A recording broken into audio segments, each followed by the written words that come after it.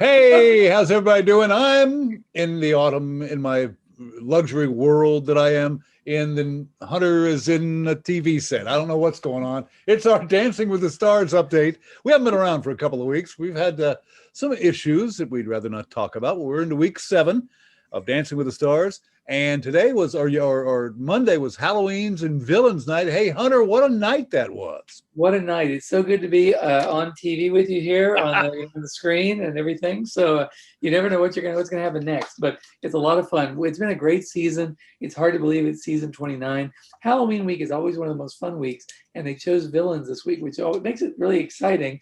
Kind of crazy for this year, but makes it nice. So it's a fun week, and week number 7, it's just moving right along.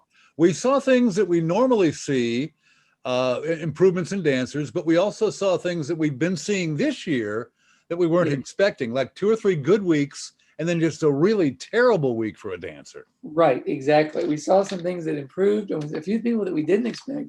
And at the end, the leaderboard, of course, you've got 10 at the end, and the 10th one went off, and there were a few surprises there. So there's definitely a lot to talk about, and it was a few things we liked and a few things we didn't like, and our notes are all over the place. So it's always exciting. All right, let's get to it. The first dance was Jeannie and Brandon, and their villain was Hannibal Lecter. And they did a good paso doble, but I like how they started the dance. Good choreography. It's a great dance. But Derek wanted to watch the shoulders, and Bruno said, extend the lines through your hands.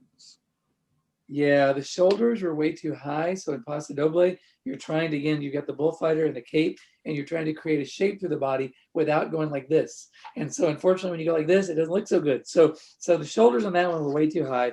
But again, that was one of those things that just happened. They did really well, though. Otherwise, they did a great job. They had a lot of intention. They had a lot of focus. So that was really good.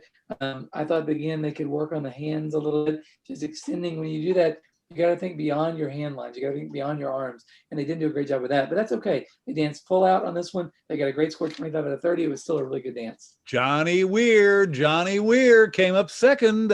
He was with Britt, and they did a Viennese waltz as Dracula. Johnny is just kicking it right now. I think you're going to gloat on this one. I think it was very, very good, I have to say.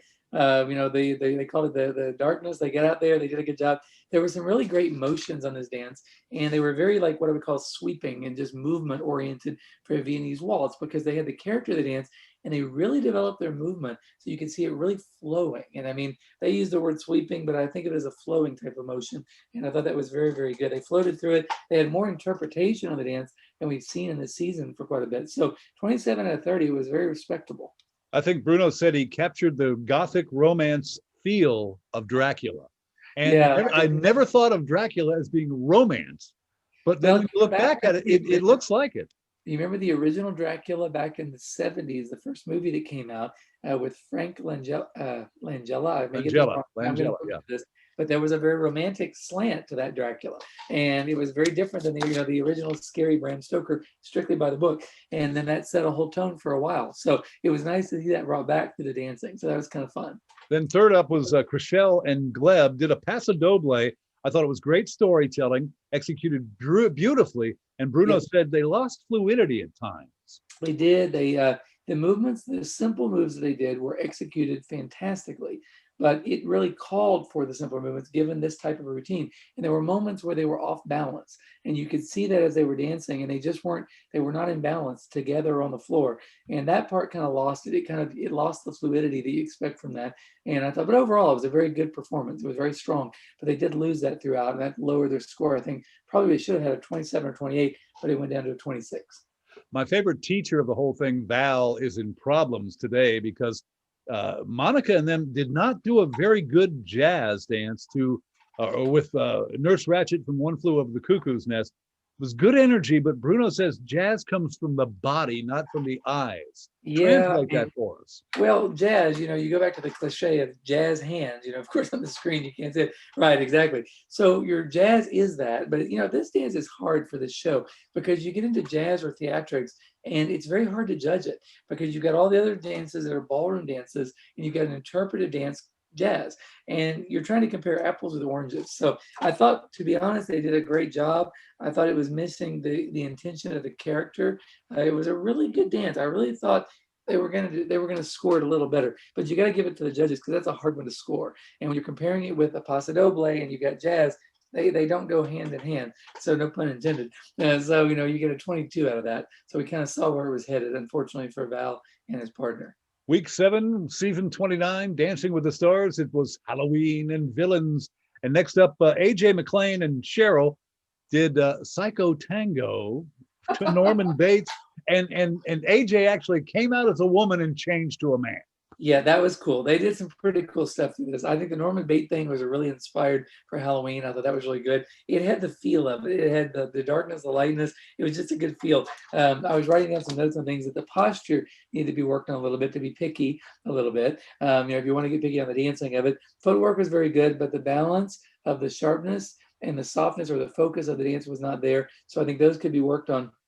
But again, the mood was good. The frame, once again, the frame was a problem. But again, it's Halloween, so you expect to have some great. How can you be Norman Bates and have a perfect frame? So I don't know. That's just kind of kind of a hard thing to do. Well, also Cheryl hit her floor in the morning walkthrough.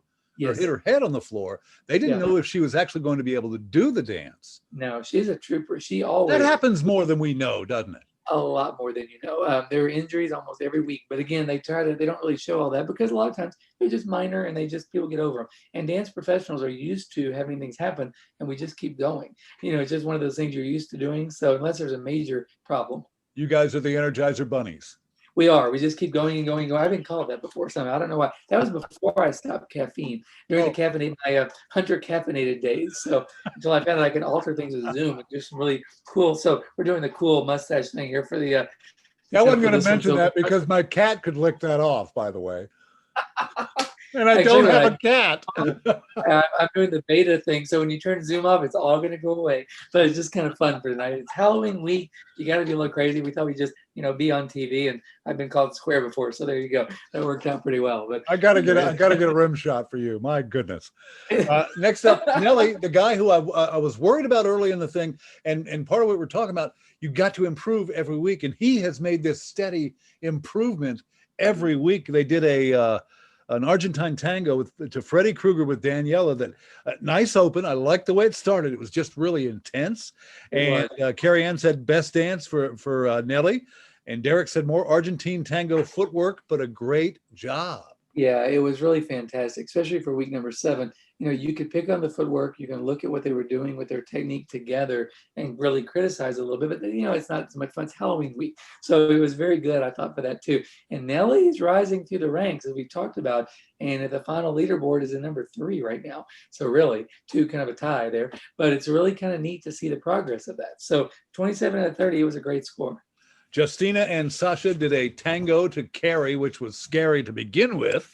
They got some great individual moves in there, continues to dance very well. I think she's gone along with Nelly at getting that curve going up all the way. I'm really proud for what she's doing. And Bruno said, watch being happy or too steppy in the tango. Yeah, because you can lose the tango, the character of that. And I think if you watch it, there's not as much movement. And so if you're walking through tango, you're walking a fine line because you're trying to create a staccato movement. But while doing that, you can't just place your feet. And that's what he meant by being steppy. So in tango, you're trying to create that movement, but without it looking that way. And you got to fit the rhythm of the music. And so that's challenging to do. And especially just getting into this dance, it was kind of like, that was hard to do. But I thought it was a fun dance. I thought it was really cool. And you're right, they're rising. They're doing really well. Neve is staying up there. They've gone a long way. Neve and Jenna did a paso doble to the Black Swan. It was powerful, but an aggressive dance, and I loved it from start to finish. Yeah, it was really good. It was almost perfect. I mean, it was, you said in the beginning, you thought they were going to rise to the top, and they really have. They've really done amazingly. And the judges loved this one. It exceeded all expectations across the world. The lines were great. I mean, the lines in the dance were just about perfect. I mean, for this one, for this Treasure Week, you can't get much better, especially in costume and doing what they did with the Black Swan. Of course, that's a very popular topic, and that was really good. It was a favorite for everybody that voted. So 30 out of 30, you can't get better than that. Getting back on the pedestal was Sky and Alan. They did a Argentine tango to the Bride of Chucky. Ooh. That was kind of funny. I keep waiting for more of those T-shirts to pop up all around, to see the Chucky T-shirts all there. That I just keep waiting for that, the good guy T-shirts. So I thought it was kind of interesting. They did well. The last week they kind of messed up a little bit. Their Yeah. performance last week was not really that great, and the fans saved them from elimination last week. So to see that they really came back from that, I thought that was great. And then you can tell that they liked the Chucky and the Bride of Chucky, and they liked the whole theme. So I think when you like something, they put a little more into it, and they got a 27. So it was a good score and a good dance. I figured they were going to get John Gruden from the not LA Raiders, but the Las Vegas Raiders to come down. His nickname is Chucky as well. Chucky, I was waiting for you. Were waiting for something like that to happen, and so you never know. But I thought that was a good. It's also a very recognizable theme, so it was fun to see that actually. Yeah, and finally, Caitlin Briscoe and Artem, they did a Paso Doble to 101 Dalmatians with Cruella de Vil. And this is the one that really hurt me because she's been doing a great job, just kicking it especially after the injuries she had. This was just a stinker, this one. Yeah, she was doing well and rising. And she, like you said, the injury was enough that she was coming through it. And we said a couple weeks ago, we thought if she could get past the injury, she would keep moving up. But this time she didn't. And I think that theme has been overdone a little bit. And I think when they overdid it, I think it's just, you can't, the Paso Doble, it wasn't as exciting as the other ones. And I think she really wanted to get the first 10 and really wanted to make that happen and tried almost too hard. I think when you try too hard, sometimes it just didn't happen. The timing wasn't there. They were off time a little bit, and their timing wasn't as crisp as it needed to be for this week, for week 7. And I think that was a big problem too. So I think that hurt their scoring quite a bit, actually. There were 4 Pasos done in this week's show. So yeah, that is a bunch, but they don't pick the dance that they do. The producers do, don't they? Right. Yeah. So, and they picked quite a few of those, and I thought that was a lot for one show. And it's hard to make that look great all the time. And if you pick a topic that's been, and I hate to use the word overdone because everybody likes the topic. It's fun to watch it, but it's hard to make it creative. And I think they tried just too hard. I think that's all it was. In the leaderboard, it shows that actually. All right, to the leaderboard. Yeah. Speaking of the leaderboard, Neve on top with a 30. That's the first 30 of the year. Yes, and that was amazing. And you've been saying it since day one. We've been looking at Sky, we've been looking at Neve, and they're both in number 1 and number 2. And 2 is a tie, of course, with Sky and Nelly. But, I think that's going to be interesting to see what plays out with that. Johnny is in second place, tied with Nelly and Daniela and Sky and Alan at 27 points. Yeah. I think all 3 of those are great. The cream of the crop is rising here. But I'm interested to see what Chriselle and Gleb and AJ and Cheryl and Justina and Sasha do over the next couple of weeks. They're in a pod by themselves, tied at 5th. They are. They really are. If you look at the tie here, it's really interesting. And I think if Caitlin improves, she'll keep going. I was surprised how far she fell. But I mean, she's done it with injuries, too. So I hope she improves that a little bit. I think the first tie, I think it's gonna be Neve, then Sky, then Nelly or John in 4th, 1 through 4. But we'll see what happens. I could be wrong. So, Johnny's got a little bit more up his sleeve, I'll bet you. I think you may be right. We'll see what happens when it all comes down next week.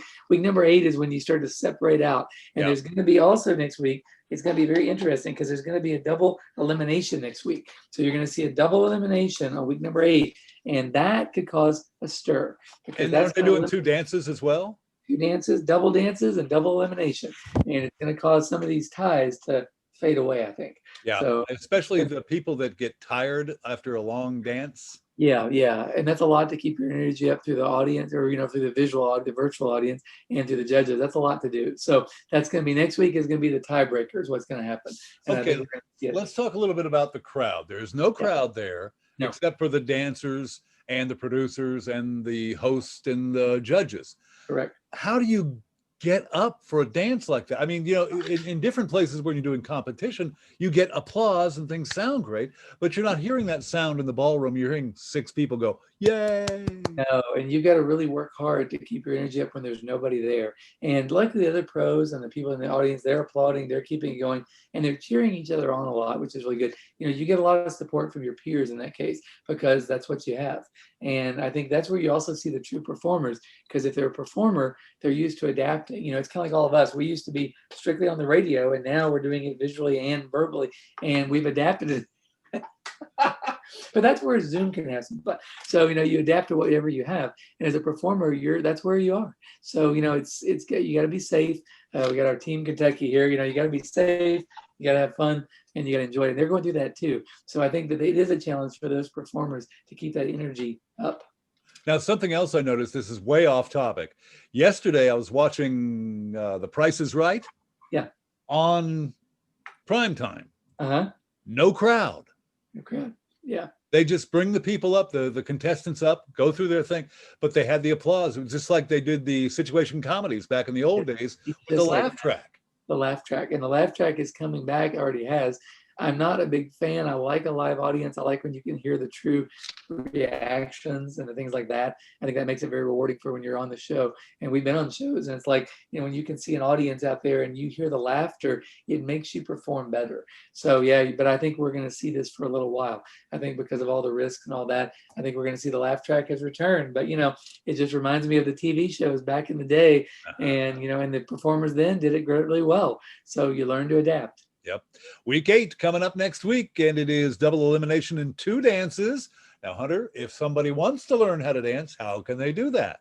If you want to jump out of TV and come into a real environment, come and give it a try. We have so much fun. And at Arthur Murray, we've been doing this for 20 years in Lexington. We're one of the biggest schools in the country. We make it safe and fun. We've been busy, actually, and a lot of people are coming in because weddings are getting planned for next year already, and things are happening. So if you're getting ready for your wedding, if you're a couple, you want to spend time together, if you're a single and you want to meet people, now's the time to get those skills under control. So learn your survival skills now, and you're ready for next year, whatever that brings. So call now, 278-7711, and you're going to get tonight, it's week 8, week 7. I'll lose my mind. You're going to get 3 free lessons to learn to dance and have some fun. So it's week 3. So I'll make sure I count here. I can count 1, 2, 3. So call now, 278-7711. You're going to get 3 free lessons to learn to dance. Don't be shy. Give it a try.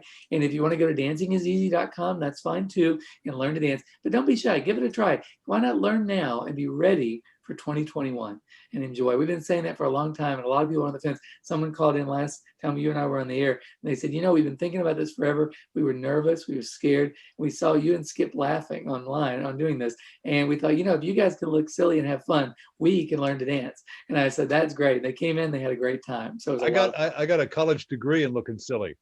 Well, you do well. You said you have a voice for radio, but I think you do pretty well visually too. So for a long time, I posted a Facebook link. There was a memory that popped up where you and I were on the radio 10 years ago.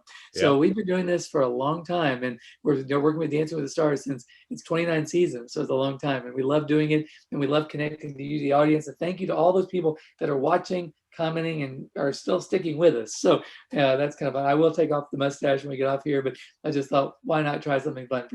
It goes away in about 5 minutes. So there you go. Clean that up. I don't think it's me. I don't think I look good with that. I think I'm more the clean cut kind of thing, So you look like you might have gone out drinking with me last night.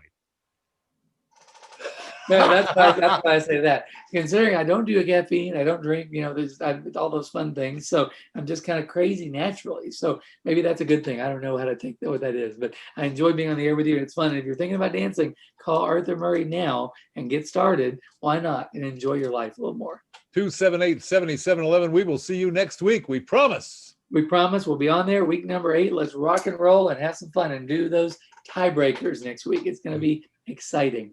Yep, it's going to be pins and needles for most of the dancers. I think it is. I'm already sitting on them, so I'm just sliding around. All right, have a good week. You too. Have a great night. All right.